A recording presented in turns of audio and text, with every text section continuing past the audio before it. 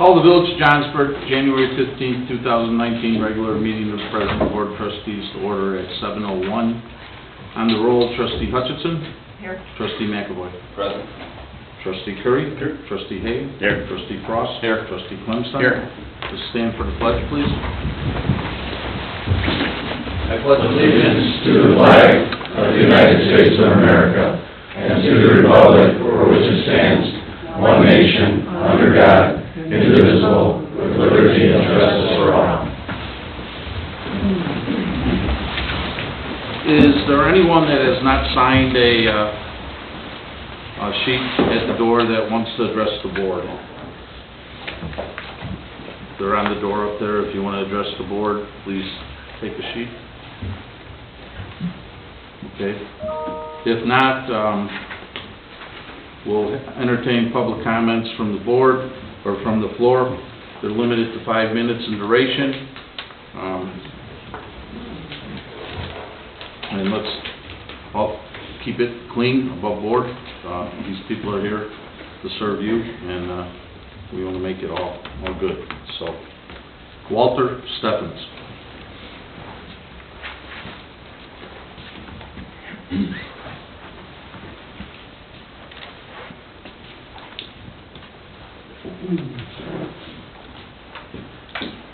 Good evening. Hello? Probably not plugged in, Wally, but you're loud enough. You want to hear me after the meeting? Live on Church Street in Johnsburg, and I'd like to see some independent figures on what we're going to cost the village and what it's going to benefit, what we're going to get out of it as far as tax revenue. And I have rental property, and I know $15 an hour wages won't support $800 an hour rent. So I guess it's known as farming the government. And my comment on well and septic and public, well and septic in the village of Johnsburg, well and septic is good for undeveloped land, where you have residential houses with well and septic. We don't have, you get a few pennies for pumping your water, that's the only expense you have, versus $50. Has anyone looked at other alternatives for this, like Foxway Country Club, they're building like crazy up there, $150,000 townhouses. Thank you for your time. Thank you, Wally. Thanks, Wally. Thank you, Wally. Thank you.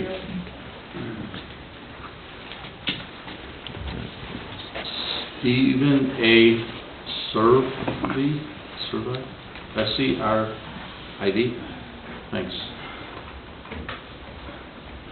And give us your name and the address. Stephen Surrey, 2108 Church. Just like Wally, I live right across from Bush School. Number one, I don't want to see a three-story building out my front window. I don't think any of you members either want a three-story building across from your house that's low-income housing. Number two is, the water supply that's going to be needed to supply a fire suppression system for that building is not available. They will have to put in a underground reservoir, and they will have to have a fire pump. I'm a retired lieutenant from a fire department. I do know the codes, and they will not meet the code. Their elevator system will have to have a, according to the state of Illinois, will be required anytime there's a fire alarm to drop to the first floor. What are you going to have, 3 elderly people walking down 3 flights of stairs? They're not going to like that. Trust me, we used to have one at Bensonville. We have a hard time evacuating people out of the floors above the first floor. It is not a good idea. I do not want to see this building. I'm sure most of the residents that live on Church Street do not want to see it either. Thank you. Thank you. Thank you. Thank you. Thank you. Len Keel. This is nothing of the ilk of these gentlemen before me. This is cosmetic stuff. Where's the guy at? There he is. Yes. If the stack is not going to be operational, why is it there? You got a 50-foot stack just sitting there. The chimney? Okay, the stack, chimney. No, okay. And this gentleman commented about the water tank supposed to be built in the corner up there. Is that going to be permanent? What's the situation with that? Is it appropriate to answer these, Well, Mr. President? I mean, whatever. I think Tim has answered all these so far at all the hearings that we've had, right, Tim? I mean, In regards to the stack, it was Dave Gillespie touched on it. It's a architectural vertical element. It was their decision to salvage it, maintain the original elevation. So that's the answer Dave Gillespie, the architect, gave Lynn. As far as the water system, we're working with their consultant, and we are still evaluating whether it's at-grade storage, underground storage, in the building storage, elevated tank storage. The gentleman before made great comments. It's all required to be fire protected. Elevators are required. They're going to follow all the codes, and the Illinois EPA will also be involved in any sort of well rehab, groundwater impacts, etc. Yeah, if I can ask some questions that were already asked, I apologize. That's okay. No, that's okay. No problem. The cardboard constructions, that's gonna be your typical steel covered, Correct. how long, what's the life of those things? Not very. Again, should I answer, I mean, I'm totally willing to answer these quickly. You can. Okay, they have a very long life to be galvanized. We haven't had to replace any yet on properties that we've also inherited with these. We've had to maybe paint them years down the road, but actually they're metal, they're durable, more durable than wood. One more, rendering 1-7, that little one section of rendering 1-7, you're free. Okay? That one section looks like a motel, it's a plain old motel doors. Is there anything that can be done to change that look? So what I would say as a general comment is, well, that was in the existing school. But what I was going to say is that I want to make clear that we still will be coming in front of the Plan Commission, the Village Board, with the absolute final renderings. And those plans, they have to go through another level of approval process. So, I mean, if there are comments like that, we're happy to address them. Right. There'll be architectural review, that's fine. Okay, no, I appreciate it. After. Matt Walters?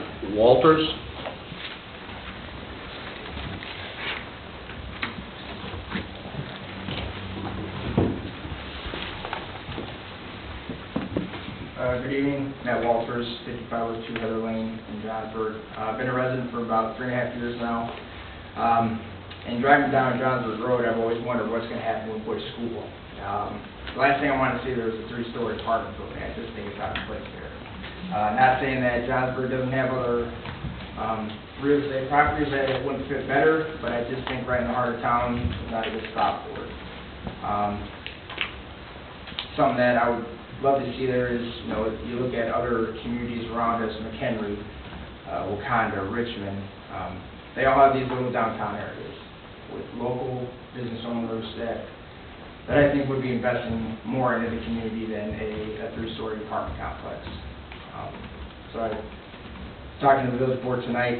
I'm not the only one that has this opinion, obviously, and I would just hate to drive through Johnsburg and look at an apartment building, because the last time I drove through a town with a little downtown area with local business shops, I always tell myself, I wish my town had that. I never said I wish my town had a 3-story apartment complex. Thank you. Thank you. Thank you. Charles Ravens? Correct. Ravenscraft. Ravenscraft. Thank you. Yeah, I live at 2818 Gray Heron Court in Johnsburg. I feel same way as that gentleman. I do not want to see a 3-story apartment building, especially low income. That doesn't do much for any of our property values, and they're finally starting to make a rebound after things went bad in 08. So I'd just like to say that you know, I would not want to see this building either. Thank you. Thank you. Thank you. Thank you. Any other person that would want to fill out a sheet and make a comment on this? I didn't fill one out. I just got here. Can I? Here, there's one right there, Jude. Just fill it out so we have the record.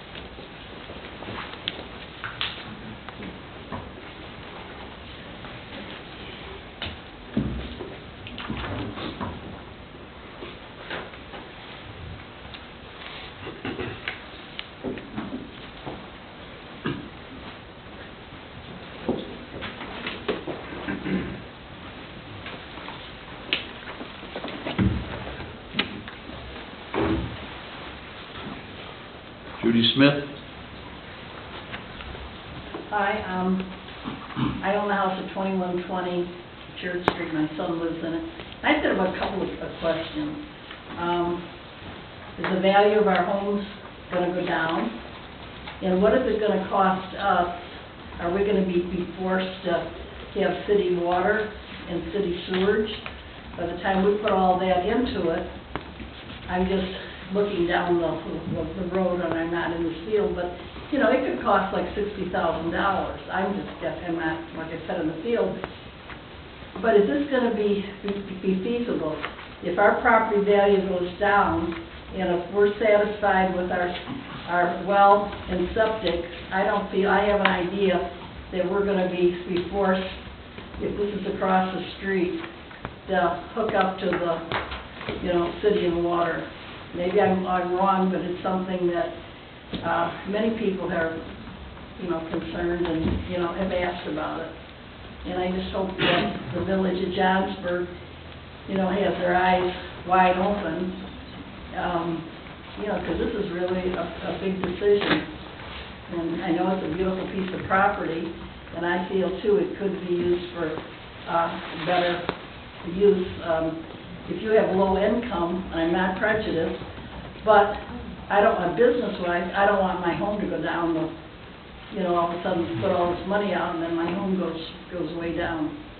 So that's just, I'm just speaking from the heart. That's just how I personally feel, and I'm hoping that, you know, the people of Johnsburg will be, I live in McHenry, will be wise enough to, you know, look at all angles and not be too emotional involved in it. I mean, like you said, like different people, you don't live on Church Street. Would you want this, in, you know, looking out your window, would you want all this traffic? I realized when Bush School was up there, they could, I thought that they should have like a stop sign at Fairview. Just think of, like, the kids, a simple thing like that, and that was never taken care of. I know people, you know, were concerned with children walking back and forth, and that's a simple thing, but this here is a big thing, and that's just all I have to say. I just wanted to express my opinion. I thank you. Thank you. Thank you. Can I speak quick and then fill a sheet out? You want me to fill it out first? Go ahead.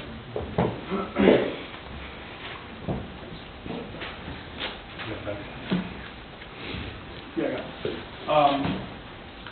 Austin Vanderstappen, 4920 Roger Street. So just from what I've heard over the years, and, you know, my perspective of, you know, growing up in this town is, I feel like we should be attracting a younger crowd, right? So you need to, our schools, attendance is depleted. You know, it's down significantly from when I, you know, graduated in 2010. And I think the only way to attract, you know, younger couples with children is with new commercial development to accommodate that. I don't believe a you know, low-income 55-plus retirement housing right at the center of town is very attractive for a younger couple coming in and, you know, planting their roots here. I don't believe that, you know, that going there is going to attract other commercial development to grow along Chapel Hill Road and Johnsburg Road down towards the library. You know, it may sound like a nice accommodation for those in Johnsburg at the moment, you know, on the surface, but I feel like if you really dig into the requirements of this facility being 55 plus and, you know, max $35,000, $40,000 a year, that's not who lives in Johnsburg, right? So you live in Johnsburg, you can afford to live here. You're not making, you know, 35, 40 grand a year, otherwise you wouldn't be living here. So you're going to be attracting the Fox Lake, the Round Lake, you know, not that there's anything wrong with that crowd, but, you know, it's a little bit rougher than, you know, what we have here in Johnsburg. And I had something else, and I can't think of it. Happens to us all the time. That's how it goes. Yeah, I'm too young for this stuff.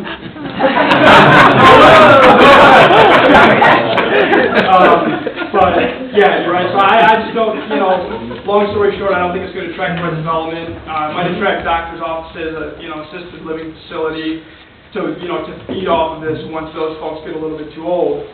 but do you want other prime, commercial space taken up with more developments that are suited only for this, one singular complex? I just don't think it's the best idea. That's all I got. Thank you. Thank you. I'll entertain a motion for on this agenda. But I have one question. Could anybody here that listened to this gentleman just said, how many people, Johnsburg people, or McHenry people, that are really low income are going to be able to benefit from this facility if it goes through? Judy, I wish I had a crystal ball to answer that question, but, you can't discriminate any rental property against No, other but what I'm people, just saying, Eddie, but how many people, from Johnsburg, that make a decent living, are they going to be able to benefit and live here? I mean, if they're not low income, we're paying taxes and everything, are they going to be able to, enjoy the benefit? Those questions were all answered at 5 Okay. meetings that we had before. Okay, I know this is the only one I was Okay, at. so, and everybody, it's been very open. That's, I guess, we could sit here all day and stereotype people that from Fox Lake or this area that don't make as much as other people, but it doesn't mean that those are bad people. Oh, I'm not saying that they're bad people. Right, But I'm just so- saying, say for instance, you, Ed, you were, you live and you have a nice home, which is, you work for, which is great. But say that down the road, 20 years, you probably make too much money to live in that facility. I don't know. So I guess I'm missing the point. No, what I'm saying, okay, if there's a line of how much money you make, if you say that you make $60,000 a year and you want to live in a senior living thing at Bush there, but you make too much money, so how could you live in it? You couldn't. No, so then what I'm saying is, I think she's asking how Yeah. many people in Johnsburg qualify. I know what you're saying, Judy. Yeah. What I looked at when this whole thing came up is, I was on the fire department for a lot of years. And so I looked at Lloyd Friends and Harry Smith. right, And those type. And could they get a benefit from this? right, If they want to get out of their homes. that's it, Kevin, exactly. And I don't, that's a question. Okay. I can't call Harry up and say, hey, how much money are you making? No, but But I'm just, Which I know what I you're summarize that in my Yeah. own mind, Mhm. Okay? Thank you. I have a motion from the board to approve down this agenda. Is that Kevin? Motion by Tom Curry. I'll second. Trustee Curry, seconded by Trustee McAvoy. Discussion on the motion. Anybody want anything pulled?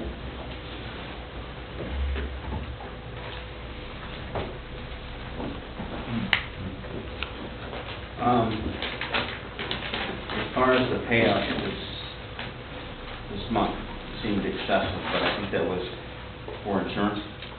There were several different things. Your bond payments on there, you also haven't had a meeting since December 18th, and then also insurance too.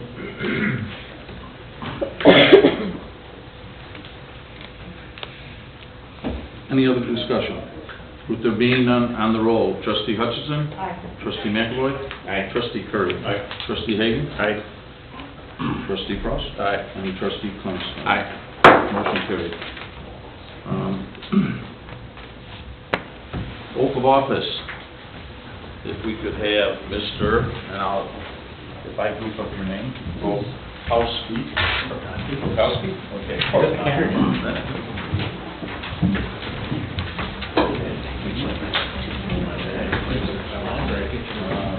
Okay, raise your hand. Repeat after me. I, Josh Bukowski, Do solemnly swear I, Johnsburg, do solemnly swear that I will support the Constitution of the United States, the Constitution of the State of Illinois, and the ordinance of the Village of Johnsburg, that I will support the Constitution of the United States, the Constitution of the State of Illinois, and the ordinance of the Village of Johnsburg, and that I will faithfully discharge the duties of police officer according to the best of my ability, so help me God. and that I will faithfully discharge the duties of police officer according to the best of my abilities, so help me God. Congratulations. Thank you. Appreciate it.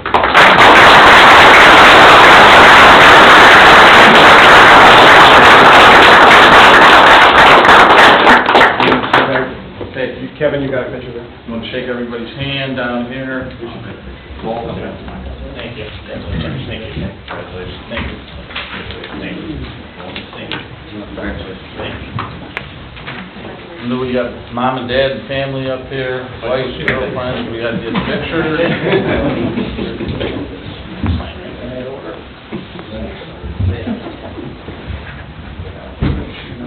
Kevin, you can.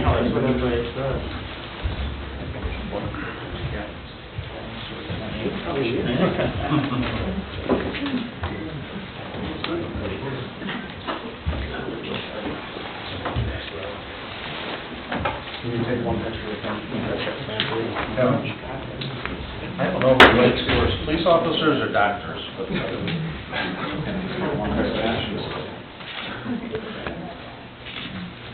From Johnsburg.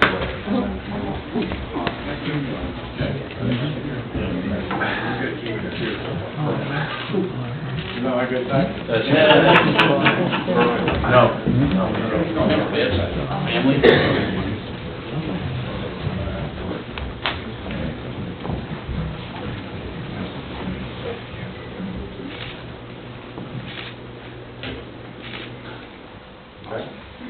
Perfect.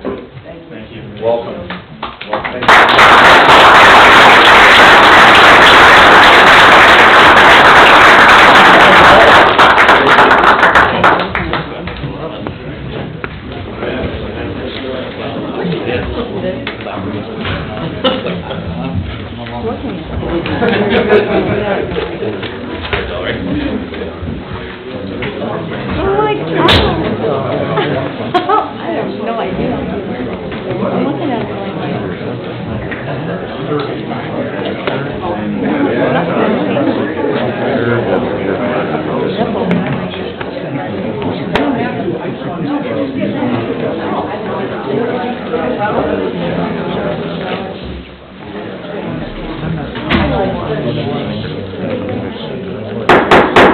Okay, I'd like the board's approval and consent to, with Linda Kowalski appointed to the Community Affairs Events Committee.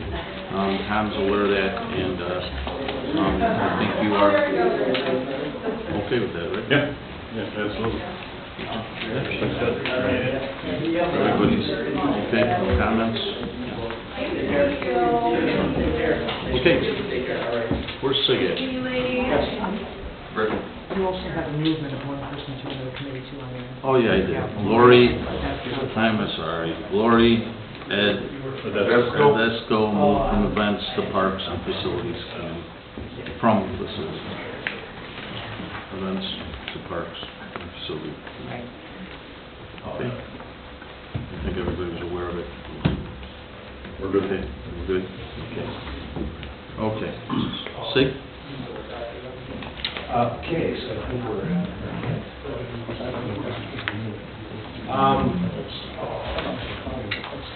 Control the lights. Yeah, I think that last time I got the lights out. We're all set here. I'm sorry to...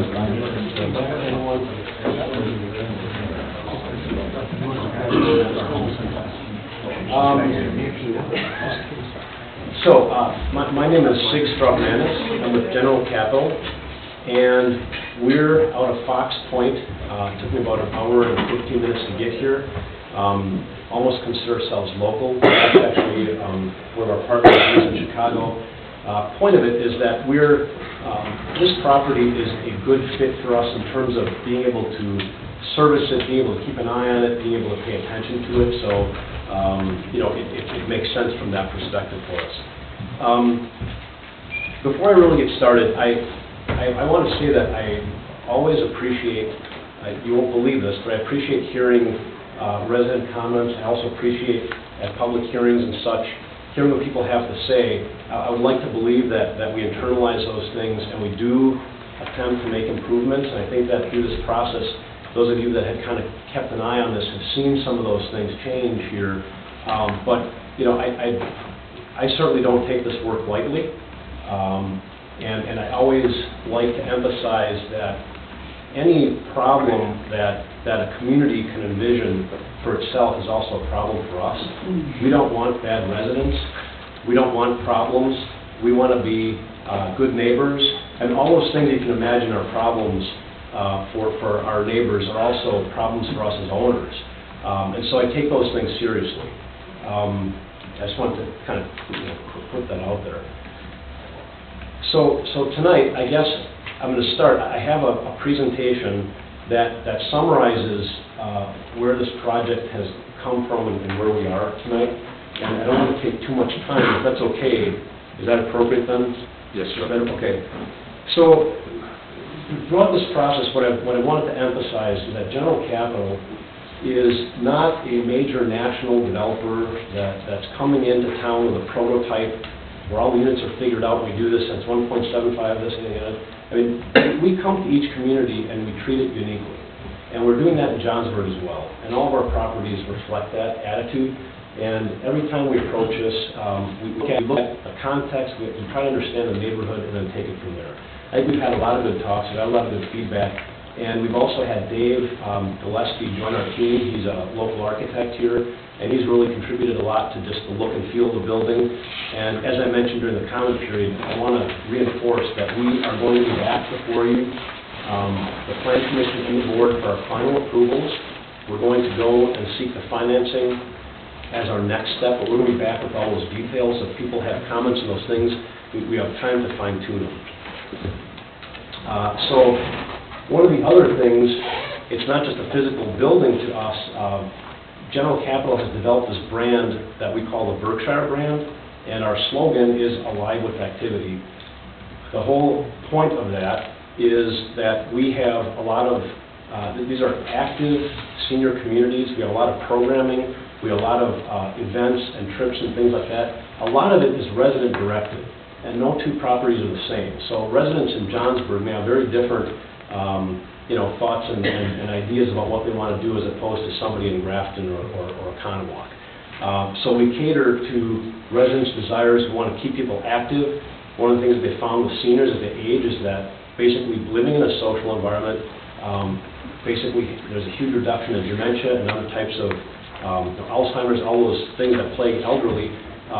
You can solve a lot of that just with a lot of healthy social interaction and fitness and physical activity. So we really emphasize that stuff. Some of you had the chance to come down to, go up to Milwaukee to take a look at one of our properties. In this case, we took a look at the Maria Linden property, and there are some similarities, some differences. This was actually an historic renovation. And in this case, we're going to try to respect the history of the Bush School. We also have a lot more liberty to do what we want because we're not using historic credits. We're actually doing a lot of new construction and kind of tagging it on and going over and under and engaging the schools. So it's a little different than that, but I think that those of you that saw it physically and in person could appreciate that we're going to stand behind our work here. So the community process, I know that some of you here tonight in the audience, maybe this is the first time you've been to a meeting, but what I want to emphasize is that we really did try to come before you. We had some neighborhood open houses. We had a couple of meetings with the Development and Government Affairs Committee, and this all culminated with a public hearing in December in front of the Plan Commission, and then last week in front of the Plan Commission again, very well attended, a lot of comments again. But Plan Commission did recommend approval last week, and so we're before you tonight for the conditional use permit, and again, in that rezone, which I would say is the first major step, but again, with the details to come. People have asked why this property, and again, I'm trying to kind of summarize the presentations that we've done in the past, but we love this location because of its location right in the heart of Johnsburg.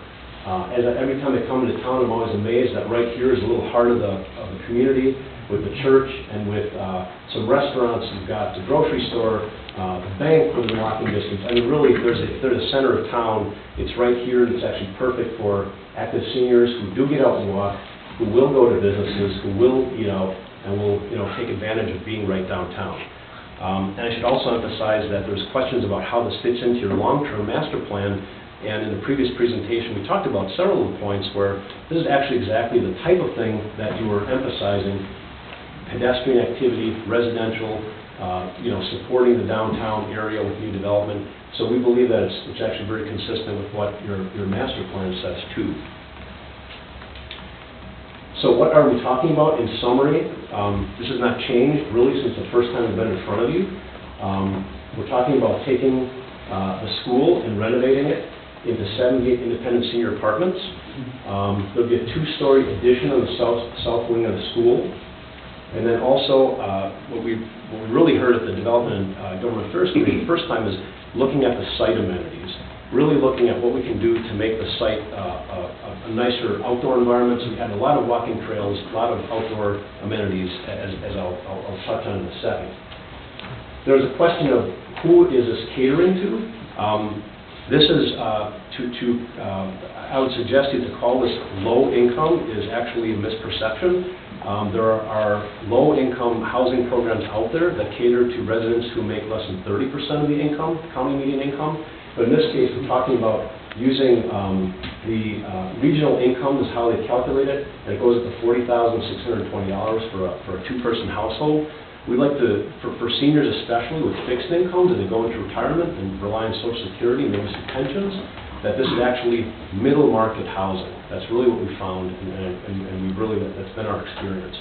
And one thing since a comment was made earlier, if somebody sells their house, they won't be able to live here. Well, actually, if you don't get penalized for being a good saver. Basically, if you have money in the bank, there's a certain interest rate that's calculated on that money.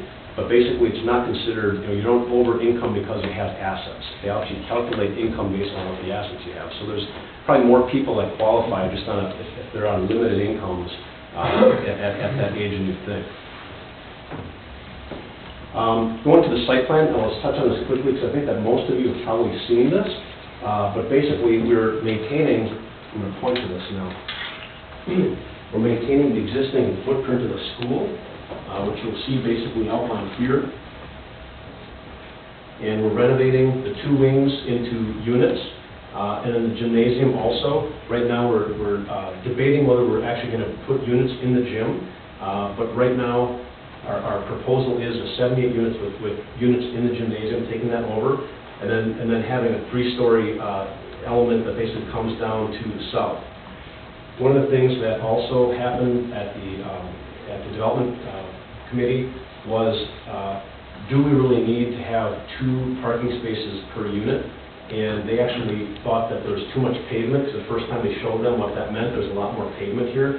So now we're basically at 1 per unit, plus I want to say about 30 parking spaces for visitors. So we're really comfortable with that. We also added carports as an amenity out of some of the suggestions that came out of your committees. And so overall, I think that the site now has less pavement than it does currently. So the future plan is actually de-densifying and adding more green space than there is now. We're working with local landscape architect to work on the detailed landscaping plan, which again you'll see at the detailed plan level. But there's a lot of amenities that we're adding, including people who are talking about an active walking trail with potentially some of those exercise stations. So we added that on the outside. Small picnic pavilion was added, and then just some outdoor gathering spaces. And also there's a question and a desire to have a lot of landscaping at the boundaries to basically buffer against the neighbors. And so one of the plan commissioners suggested that all this be evergreens and not deciduous, so not to mix. So we're going to make those types of changes too. But overall, you can see that in terms of site improvements and landscaping, this is a highly landscaped, really nice, very, very nice residential environment at the end. Maybe the last comment that I'll make is I know that there's a lot of symbolic meaning to the existing sign in front. I know that there's some names there and also some special trees and things like that. We heard all that, and our landscape architect has taken that into consideration, so I'm going to build on some of the existing trees and some of the landscaping features that are already there. And then really, the most work that has happened in the last month has been working with our architectural team, as students have comments, talking about wanting to make this more residential in nature. And that's where we came to hire Dave and his firm. And also I want to say that we're really emphasizing local consultants, local contractors to make sure that this can be as Johnsburg, centric, I guess we call it, as possible. And so now Van Hart's on board, and Tim with HR Green has been helping out a lot, just thinking through what the infrastructure requirements are going to be. And then I'll reiterate that all those details will still come before you. So the next several slides are actually showing where we evolved the design since we first started, and I think that there's been a lot of changes in terms of articulation to the elevations, adding a gable element on the end of the building, really looking to increase the residential nature, residential character of this, using residential siding similar to what you'll see on other new construction buildings in the area. We also, since the first time we came in front of you, we lightened up all of the color scheme. The first times that we were in front of different committees and groups, we had a much deeper color scheme, and so now it's much more earth tones. And again, Dave has really played a great role in shaping these final details. It's just the last couple of slides are the evolution of that. So you can see those gables are going to face Johnsburg now, very different than the first versions that we brought in front of you. Some of the box bay windows you can see are really articulating that elevation. And then we're redoing the whole entry that faces, I think that will be east. Right now there's a double set of doors there. We're going to make a nice porch entry off of that area. And this is maybe the one that somebody referred to, looked a little bit like a hotel. I don't disagree per se, but this is the existing school. What we're actually doing is doing some infill using the same windows that we're using on the larger building. And that's a good example of something where maybe you need a triple set in the living room and a double set in the bedroom, things like that. Those are some details that will evolve, but we're re-siding that whole existing wing of the building so it matches the new construction, so the whole thing gets tied together. That was the idea there. And then the last slide on the architecture piece, there are some comments about our first version being too modern, maybe too contemporary. And so here again, Dave and his team and our architect worked to rework the entrance into something more traditional. And so now we have brick bases, more traditional white box columns that are going to emphasize that entry. And somebody asked about that chimney. Those are just elements that we thought were kind of neat to keep so that you could still see some of the, I guess, the past while incorporating the new construction to making it a nice new facility. And then just some other comments that we heard that I think it's important for the board to hear is people were concerned about defining senior housing. What happens if somebody's son moves in or all of a sudden their adult children move in? That really can't happen. We have ways to restrict that. Basically, we've decided to age restrict at 55 years and older. But then again, if we have a spouse, there are certain rules where spouses can also live in these apartments. We can also age restrict the age of that spouse, and we just propose 40 years just as a benchmark. Very unlikely for that to happen, but we have to start somewhere. We can completely prohibit kids from living in the facility. And that's important because there's other facilities that do allow children, grandchildren to live there, but we're going to prohibit that. And also, in terms of kids coming to visit, people ask what happens when somebody stays for a week, comes for a week and stays for a year. That also really can't happen. We actually have routine inspections, and residents have to register their guests. And I said numerous times that really our own residents are going to be our best police of that, because really, when something doesn't smell right, our residents let our property manager know, and those issues are corrected really quickly. Final point on this is there's a question numerous times about how can we track Johnsburg residents? Is this really for Johnsburg? What I can tell you is that in our previous experience, there are two groups of residents that we attract to our facilities. Basically, there are the local people that actually want to stay in the community. A lot of times we find that when they move from single-family homes, maybe the first apartment they've ever lived in, the good part of that is it actually frees up housing stock in this community for younger families. And we have seen that in other communities. That's a side benefit. The other type of people that we attract are residents who may be wanting to move to Johnsburg, who moved away or want to be closer to their kids. And so in Grafton, I can tell you there's a lot of people that were moving back to Grafton to be closer to their kids, and that's a suburban area north of Milwaukee. So that's our typical audience. And I promised to share to Claudette, and I promised this at a previous meeting, when we get our market study, we're going to have there's going to actually be a market study area where our market study consultant believes we're going to tract from, and you'll see that it's going to be actually amazingly small. Typically, the market areas are pretty small, but we'll share that with you just so that you can see what our market study folks, the experts, are telling us to do.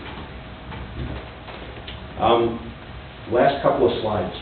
There were a lot of concerns to the point where we really need to clarify some property management issues and related to rents and management and things like that. Right now, again, these rents are in our model. We're basing it on our numbers currently. They will probably, I promise you, they'll shift by dollars, right? But basically, right now, for a 30% one-bedroom, we're working with McHenry County for potentially obtaining some project-based vouchers that can be used in this facility for persons, typically it'll be persons with disabilities, other persons that qualify for those type of that type of help, and that would be at $405 a month. And then basically for the 60% ones and twos are $858 to $10 to just over $1,000 a month for those units, and that's also for a one-year lease. This is not a month-to-month operation. We're prohibited from doing that. So these are long-term leases, they're stable leases, and we found that once residents move in, we really do have very low turnover. We maintain high occupancy. Once residents move in, they really are here to stay. So we have great success that way. Last point is about property management. This facility is large enough for us to have a full-time manager, and so basically there'll be somebody on site, regular business hours. We'll also have somebody on site who will be our key keeper, who will be a resident. That'll be our first response type of person. If there's a problem, a lockout, or if there's an issue, people will know that they can contact the key keeper to be the first line of response. Went a little out of order here, but the other thing is that will in all likelihood be part-time new facilities for maintenance. We don't need a full-time maintenance person necessarily, but we'll staff that as we need to. Our property management firm is large enough where they can staff and kind of have those people move in and out. The property manager is a key person, and very likely that person will be very local. We always seek to hire a local person that understands Johnsburg, so that they will know residents by name in all likelihood. And that's been our experience in almost every community where we've done these. And the last slide I have for you, unless there's other questions, I have the old presentations too. Where are we in the process? These things do take time. We've been at it, we've been talking about it for a while, but right now the next thing that we're looking at is a February 15th application deadline for IDA. That is for the financing for the housing tax credits. That gets announced in the middle of May. Our goal will be to close by the year end. And then basically it takes about a year. It's a year-long project, so it'll be open for business at the end of 2020. And we expect a pretty quick lease up, but during that 2020 will be, we expect stabilization. So that's my presentation. I tried to summarize, other things that we've presented before. So any questions you have, I'm happy to answer them and do what we can to. What's the basis used for somebody's income? Is it their tax? Gross income. Yeah. And so I will not pretend to be an expert in the compliance side, but basically there are people would have to provide confidential documents, tax records, and bank statements, things like that. And if you lie about it, it's a serious business, right? So basically, Oak Brook, who's going to manage this, will have an on-site person that takes all that in and then prepares a confidential file that goes into their compliance department, and then they look it all over, and then they'll stamp it, approved. So, without knowing all those details of, what exactly to look at, it's basically gross income, and also, imputed, calculated interest on assets. Kevin? I'd like to entertain a motion to approve ordinance 1819-34, granting R4 zoning with a conditional use permit for planned development to accommodate an active adult community 55 and older on the property commonly known as Bush School property, 2117 West Church Street, Johnsburg, Illinois. And then a second, and then we can discuss it and have the questions. Okay? Just one second. Do you so move? Yes, I can make a motion. Do you so move, trustee McAvoy? No, I do not. Okay. Do we have a trustee that wants to make a motion? Okay, trustee Curry, second by trustee Hagan. Okay. We have a motion by trustee Curry and a second by trustee Hagan. Now, discussion on the motion. Do we have more questions for Sig? Yeah, Sig, I got a question. For the $405 month rent, the 30%, what other types do you have besides disabilities that qualify for that? Every time I've heard the same sort of thing from you, so I was looking for more details. Right. Josh, maybe, you're probably more knowledgeable about who would be qualifying under McHenry's program. Yeah, so we're working with Henry County Housing Authority on securing these vouchers, and there's no assurity that we're going to get the vouchers. So, but we will have within these vouchers, one, Sig mentioned disabilities. Two, we will have a preference for veterans to live in the building, low-income earning veterans to live there. And three, I'd say that the other population that serves is just people who make less than 30% of the area median income. So what happens if you guys don't get the vouchers? Do these go away and you turn it back into the $800 single bedrooms? It's likely, we're confident we'll get, it's complicated, but in order to get the tax credits, we need to hit a certain score, and it's competitive with all other projects that take Illinois. Getting the vouchers allows us to score points. So if we get more vouchers, we score higher points. The less vouchers we get, the lower points we get for the next category.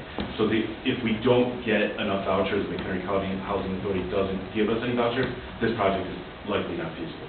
Okay. Because we won't score high enough. Right. But you could get more, and you could end up... No, we will not get more than 25%. Okay. Right. Here, that's for the number, right. So that was going to be my question. What can the percentages be for those income brackets? Well, I was just going to answer, one of the things that I'll just go back here. Josh, you have the specifics for the number of units, but basically, these are set when we apply. So in February, that will be set, and we can't change those. So in other words, if we find that, boy, we don't have enough 60% qualifying residents, let's just shift all those incomes down, we can't do that. Once we apply, once we get that credit, there's a land use restriction agreement, a LURA, that's attached to the property. That is what you're living by. So that's why at the front end we have to be really careful to make sure that we're setting those carefully. So what are you applying for then? Well, Josh, you have the specific number of units in those different categories, the 60s and such? Yeah, so basically, 25% of the units will be the project-based vouchers, and 75% will be the 60% units. Just the remaining units are all for 60s? The remaining units are all 60s. So that's our ideal scenario, and then based on what we achieve from the McHenry County Housing Authority, we'll adjust those units.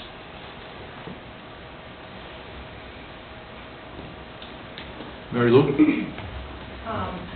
Well, I'll defer to anyone who has questions, because mine's more about comments than questions. So, if anybody else has questions. Sig, I have a question too. It came up last time in my committee. So when you guys are getting the financing from the major banks, you brought that up in front of the zoning and planning. Are you guys just doing major banks? I've had regional banks and local banks call and seeing if they could get on behalf of. So there are two different things that happen. One is the tax credit equity, Okay. which is usually a major institutional investor, Sure. U.S. Bank, NEF, Boston Capital, things like that. But we will work, we can often work with more regional banks, Okay. smaller banks on construction financing. Sure. For example, we work with Chemical Bank in Michigan Okay. on projects. So there's two different things. There's the equity purchase, which is usually a major player. So on the construction side, you might, somebody does a Could be, yeah. We always look. Okay. We always look for. Because they have money, they have to invest in certain type of projects, you know. Exactly. Depositories of your Exactly. location. Second question too, I know I've been to the other meetings too. We have a crime-free rider here in Johnsburg. I don't know. Sorry? It's Johnsburg has a crime-free rider, so any Okay. rental property, we Oh. want to see that established on this. I know people in the audience are asking about crime and different things too. Yeah, That gives the right of the absolutely. landlord to evict somebody if they do a felony or something right away. Yeah, Gives your no property question. to cover that. Yeah, and actually, I submitted kind of a package of our typical application materials Sure. and, the things that we look at, and so, they're tough. But on the front end, we always work with our residents so they have a super clear understanding, and so, if you know that you're gonna violate X, Y, and Z, then you're out. For example, the non-smoking policy. Sure. That could be, a way to get evicted pretty quickly, but on the front end, everybody understands that coming in. So, it's more a clear understanding, and we don't have as many problems. Sure. Thank you, sir. Appreciate it. Yeah. Sir, do you actually own this building now? No, we have it under contract with the school district. And so we have a contract that has contingencies, including getting all this, all the financing in place. We did not buy it yet. This is for board discussion at this point, so Oh, sorry. I'd like to keep it to the board.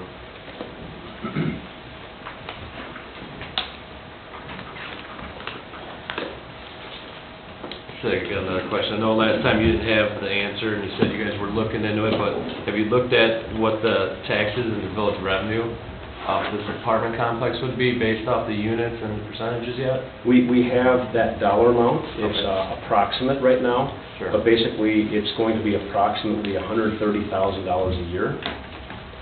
That's at full capacity? Yes. And that's based on what your assessment, your assessors, the consultant that does all your assessments, gave us the range, and that's the high end of the range. Okay.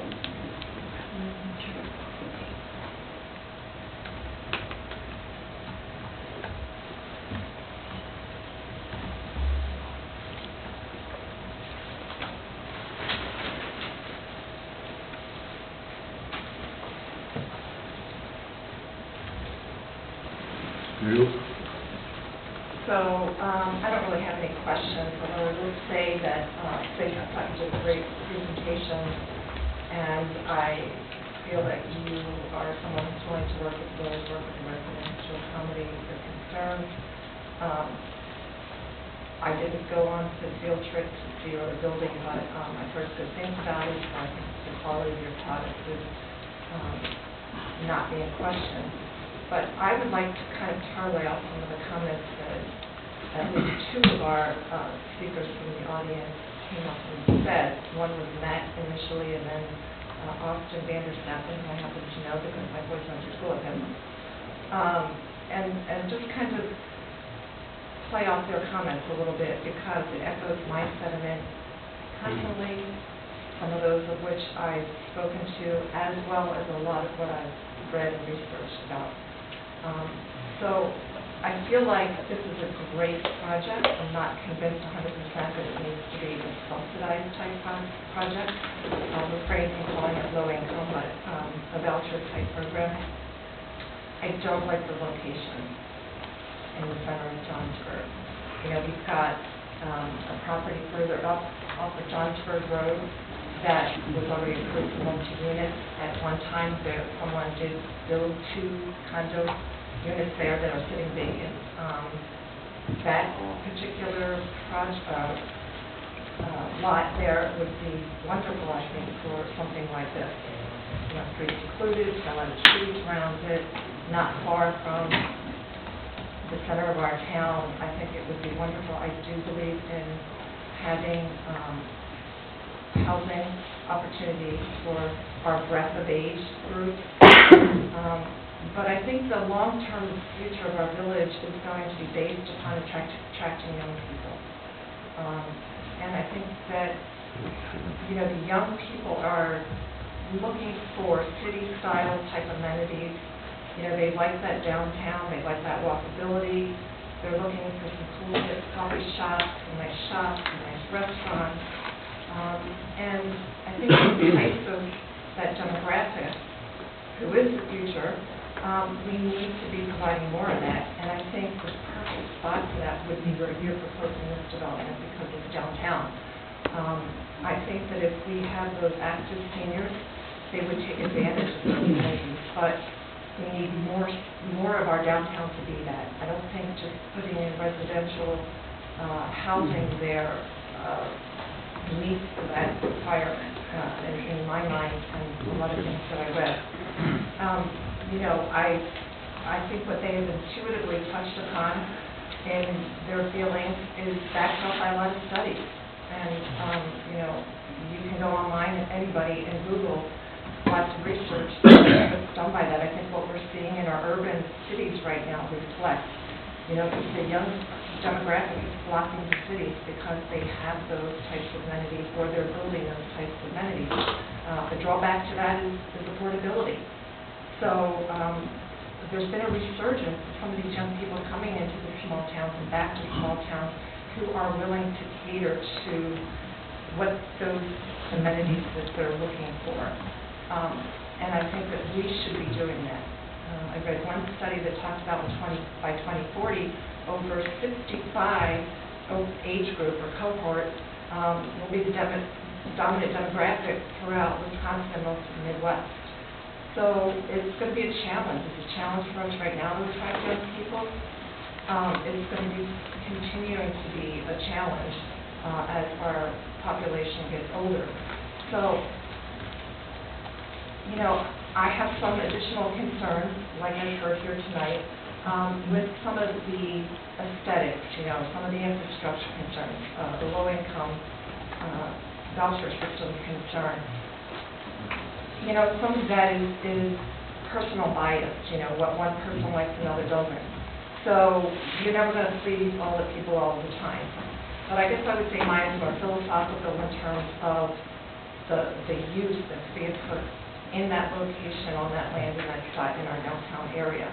So that would be really more of what my objection surrounds. So, I'd love to have you partner on something like that in another area of our town. Not trying to say, ooh, I don't like you, I don't like your project, I don't like what you're doing, I love your tagline, I like your concept. Again, this is more of a long-term strategic vision of the village from my viewpoint and what I heard we were hearing firsthand from the young guys that got up and talked about what they want to see in the town. And I just think we need to be focusing on offering more of those amenities to them in that downtown area. So that's just kind of information that I'd say. So I'm not nearly as concerned. I think that, the water system and the infrastructure concerns can all be worked out. All of those things have been on the board long enough to know solutions. And there's compromises, of course. We can't make everybody happy. But we can't change where this is, where you're proposing it. In the very center of our downtown. And I would like to see something in that downtown area, and maybe there is a level of apartments above or something like that, but retail space below. I think that's just really important that that's offered more in our town. So, to that end, I guess, great presentation, but I just can't say that I'm in favor of it at this time.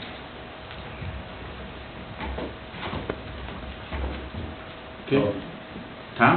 Well, I was going to see a signal to say something to that. Well, but I'd love to respond, but I don't know what's appropriate. No.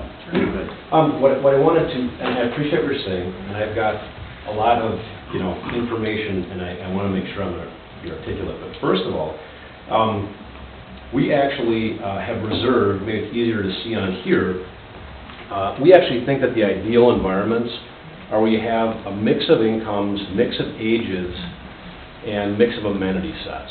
And so we love mixed-use projects. We do them all the time. Most of our projects in Michigan are mixed-use. They're much more urban, where in that case, we would have put the building right up on Johnsburg Road with almost a zero setback, had a 3-4-story building, with, you know, it felt like downtown.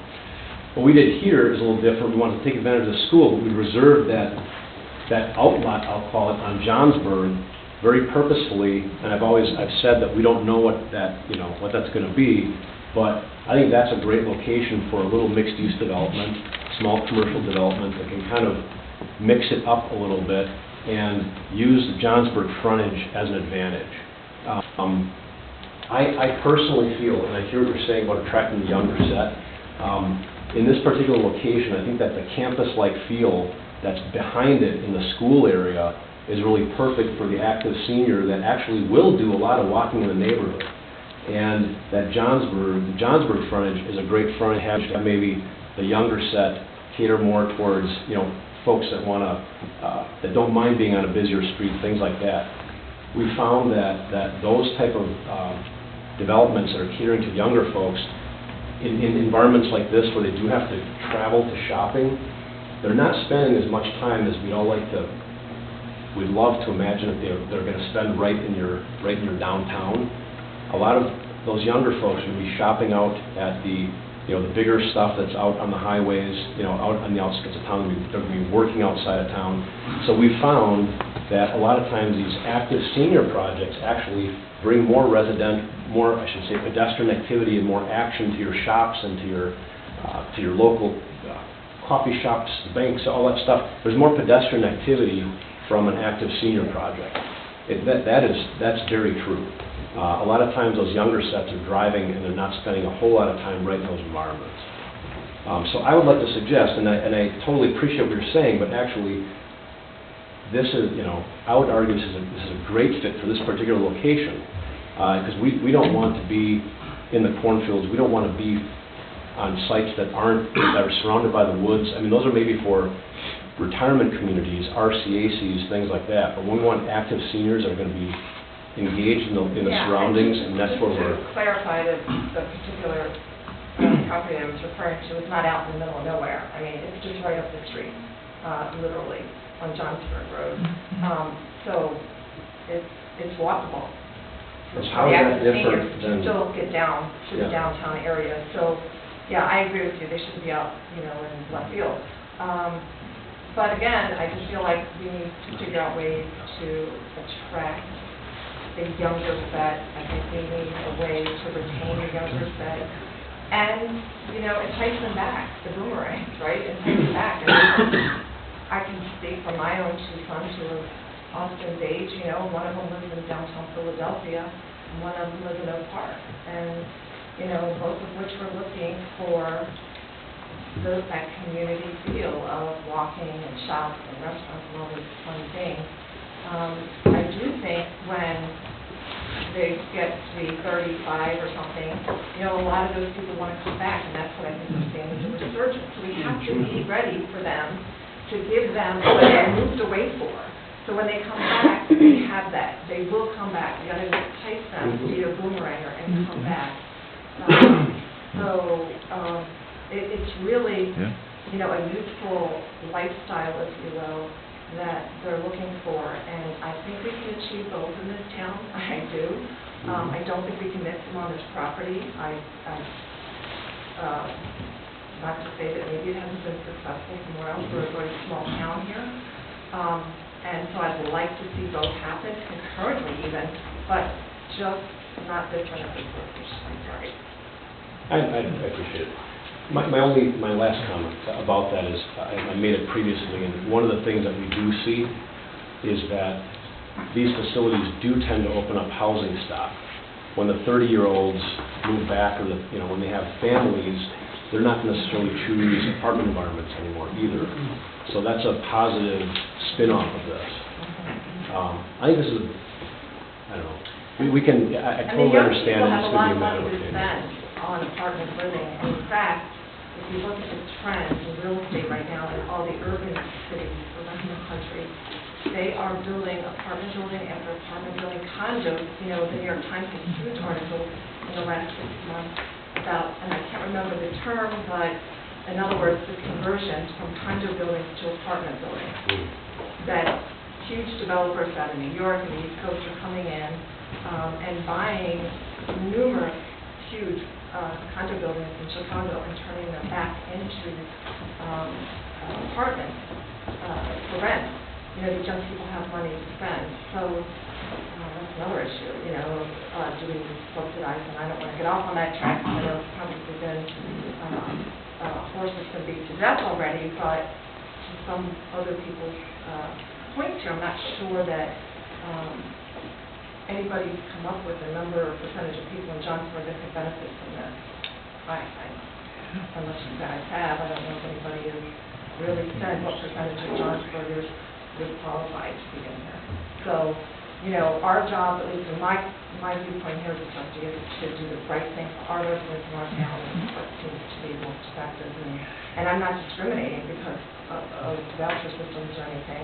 It's just that I don't think I'm tasked with that, you know, tasked with making the right decision on behalf of our residents in our village. So I'll shut up now. Okay, Tom? Say the visit to Milwaukee was very nice. The building was beautiful. The work you guys did looked great. I appreciate it. The building was clean.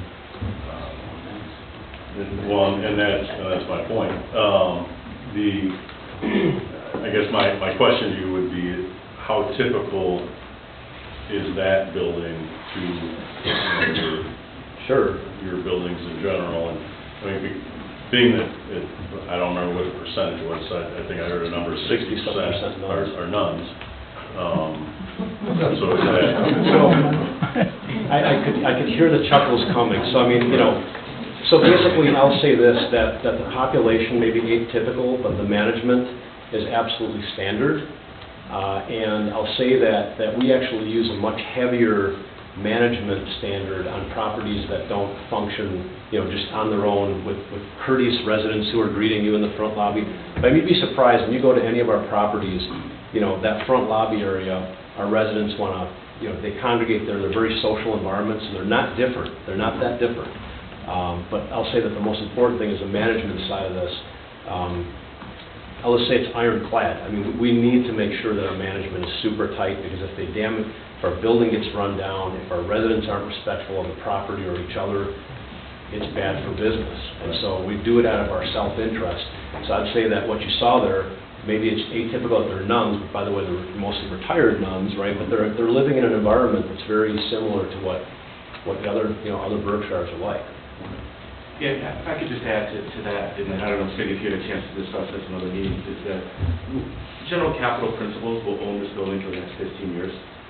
And General Capital Principals, myself, David Weiss, and Michael Weiss, two founders of companies, are providing personal guarantees to the equity investor that the building will operate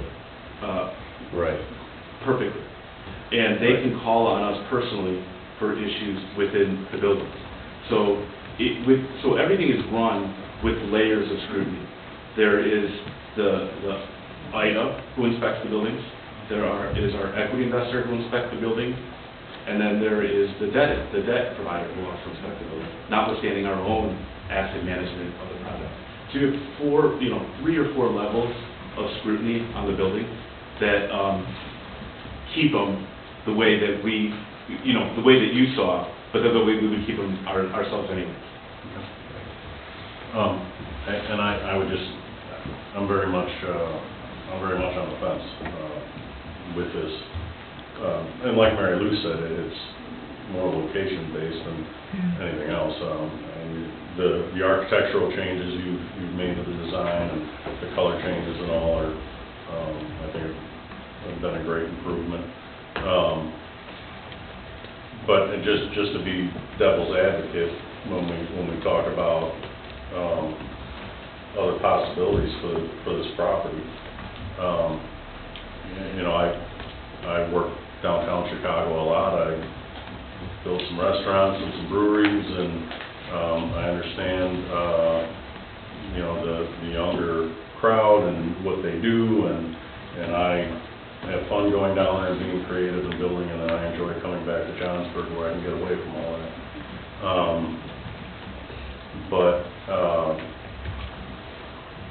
You know, I think if we're talking more commercial and storefronts and more traffic on Church Street, I think our Church Street residents aren't going to be happy with that either. If I could just make a comment there. I think we're under contract, like Sig said, to purchase this building from the school board. And the school board had been marketing this project for a very long time. And the price actually fell when we put it under contract. My point is that, and you probably understand this, that developers are flocked, herd to, you know, what a word.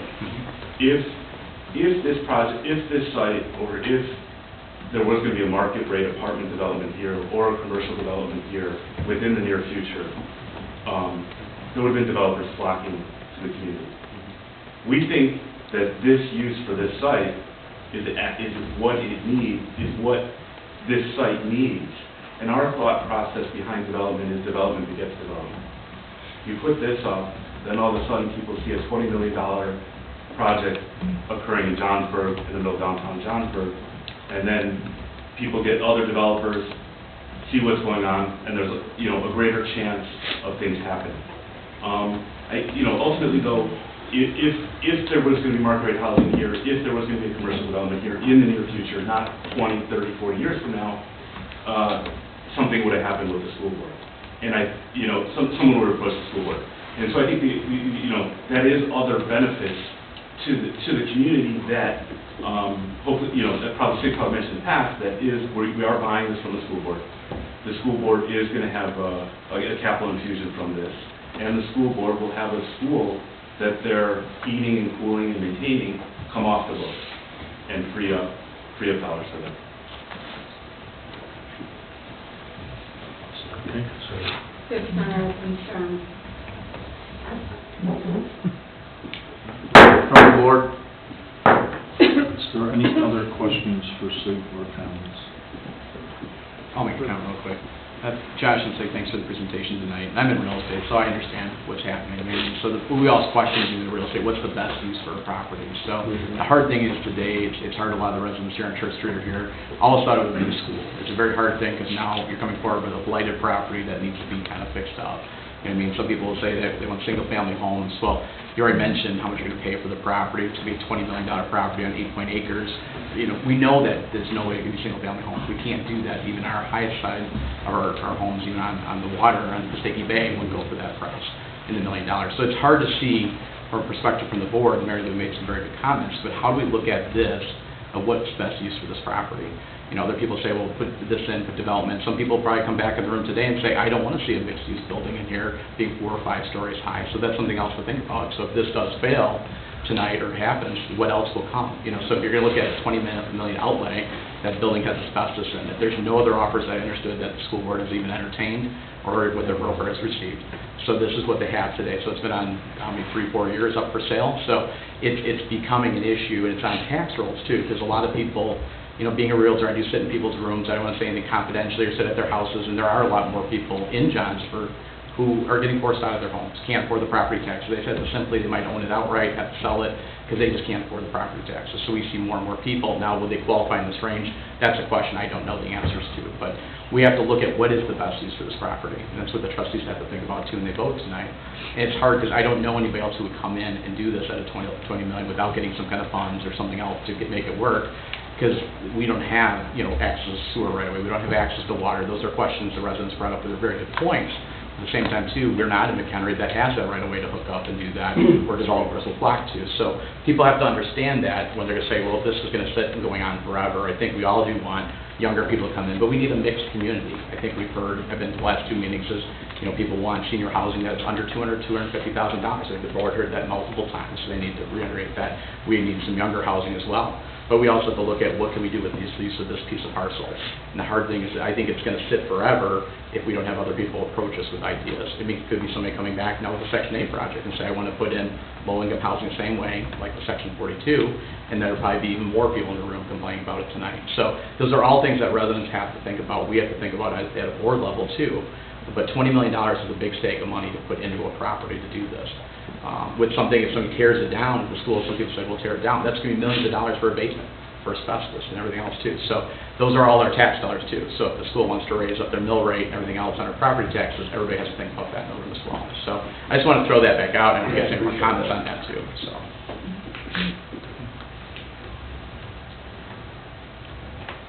Any other comments? Well, I think, Greg touched on it, and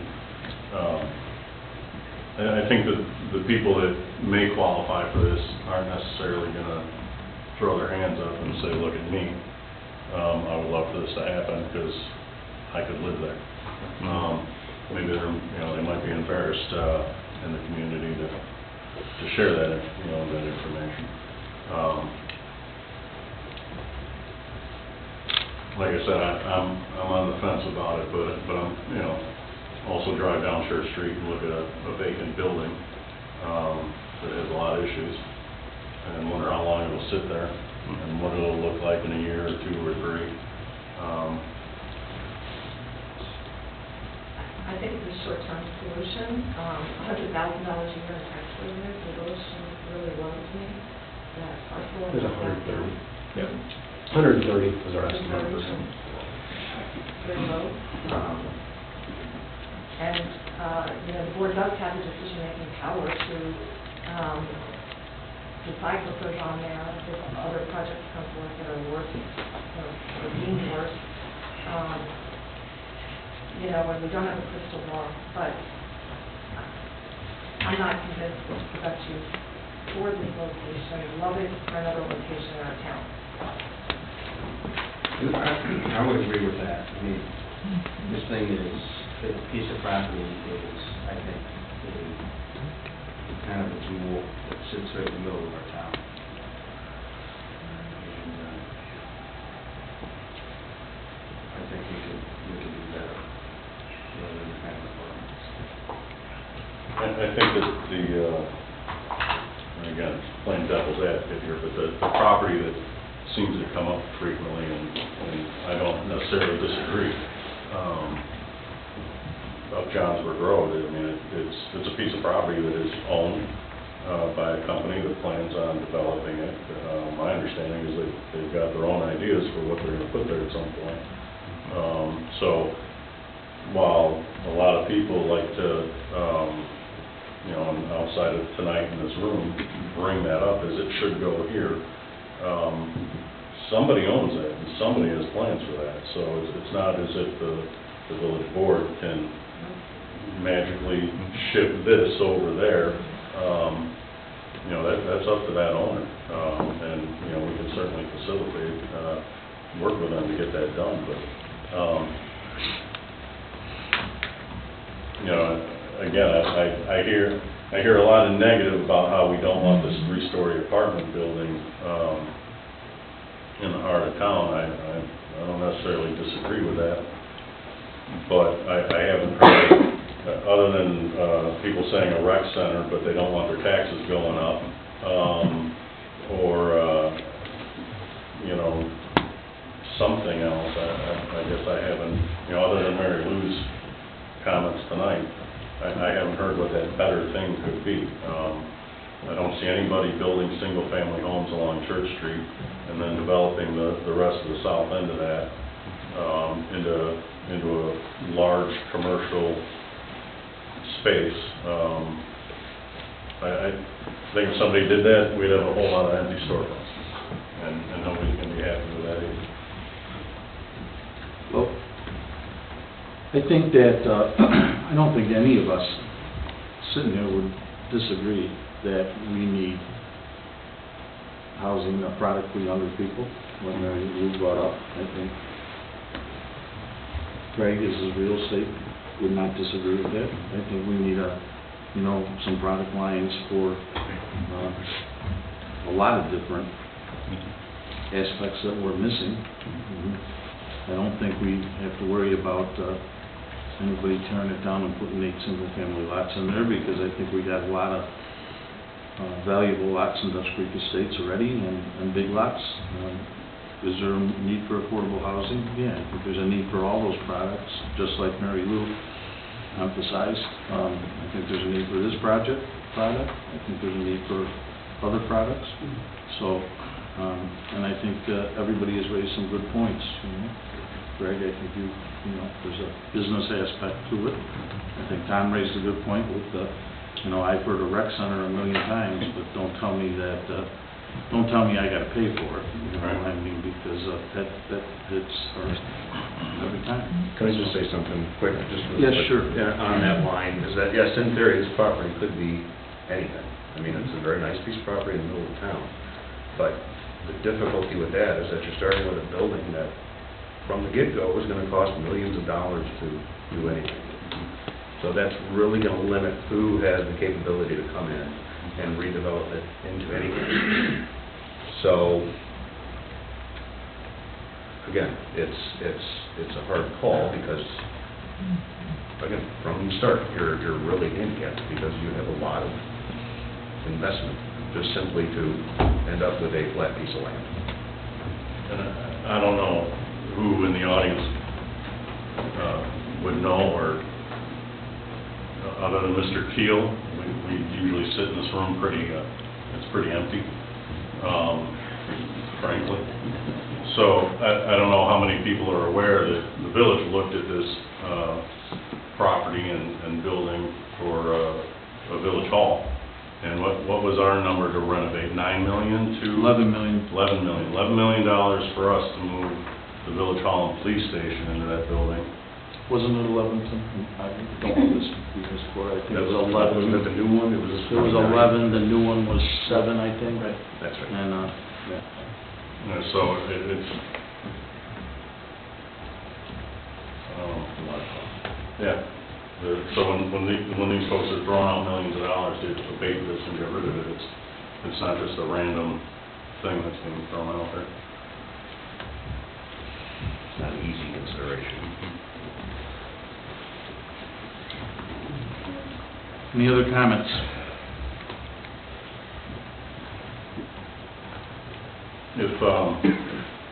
If this were to go through tonight, as far as the water goes, if something, Tim discovers is some type of problem, is that a way out? Or When you say some type of problem? with the water capacity that's needed, I have my doubts that would be an issue, but if it were. As Mary Lou stated, any solution, an engineering solution can be had. It comes at a cost, time, et cetera. As with the building, they're working through their costs. Again, if they're looking for approvals to get to a certain point in time, they're going to come back again, but again, as they start to gather cost, infrastructure, they're going to have to make a business decision if it makes sense, and if it's affordable. And if that falls by the wayside, all they really got out of it was your approval to put that there. If all of their approvals and their vouchers and doesn't pan out for their investors, the deal goes away. All those things that brought up about fire protection and everything else has It's to be addressed by them. It's all mandated through the fire Is it a lot of protection money? district, through the, our own ordinances. So again, it's all about what size, shape, and cost it'll be. And that's their business decision to make that if they're willing to invest. Right. So the 20 million is their shot in time today for all in. And again, if it goes above that, that's their call, if that's still an affordable project. So I think Tom's simple answer is if they can't reach all those requirements, it's not going to. It's not going to move forward. It won't happen. But at that point, it's their call. That's correct. Not Yeah. ours. Right. Which is, was my... Yeah, they've been made aware of all the rules, regulations, ordinances, requirements, and the public comment, and they built all that into their responses so far.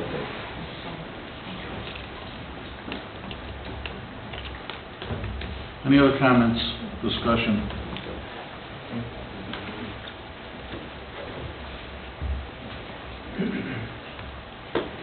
If there being none, I'll call for the vote. Trustee Clemstein. Aye. Trustee Frost. Aye. Trustee Hagan. Aye. Trustee Curry. Aye. Trustee McAvoy. Nay. Trustee Hutchinson. Nay. Motion carried. Okay.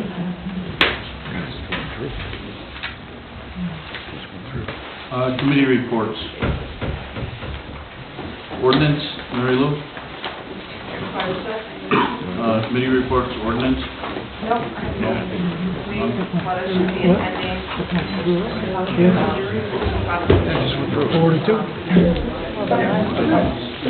Trustee McAvoy? Public Works, announced the trimming trees. Could bring it in more. Could bring it in more. What? Could bring it in more.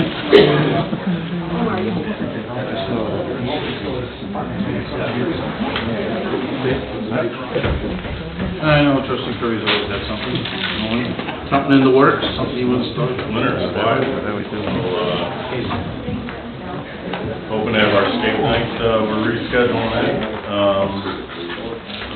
That's really about it. They get ready for the Easter egg hunt. The skate night has been officially canceled this week? That went out in England, yeah. So we're gonna rearrange that. Well, it looks like the snow might be coming. It might So, be, we're flooding instead. Hey, I got a question about the Brazil. Yes. Real quick. Are those solar powered, or do we have them on timers for lights? The lights, they're on switch. Okay. So they'll probably, in the winter time, go till a certain hour. Okay.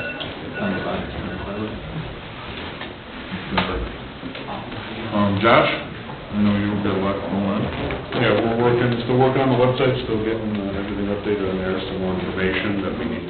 I'm not sure where we're at with some of the maps that I want to get on there, working with some of that to get that going. And then also working on some other marketing information that we, Kim and Claudette are working on to get it out by the expo at the end of next month. Job expo is 23rd? February 23rd, yeah. February 23rd. So, we'll be looking for everybody to show up and be there for that. I don't have much. We met with Zig a couple times on this. Mr. Bennett put together a little questionnaire that we want to get on the web page to help for the web design and survey and stuff. And then we got to get that finalized for our meeting next week, but besides that, we don't have much.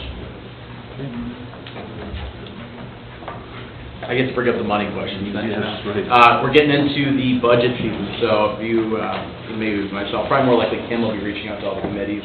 So if you guys can kind of think of things you want for your budget this year, for the next year, just think of all those and do some of the itemization and stuff like that too. Also, next meeting, we'll probably have waste management here. We're to talk about that for 30 minutes in detail, so there'll be some interesting stuff coming about that too.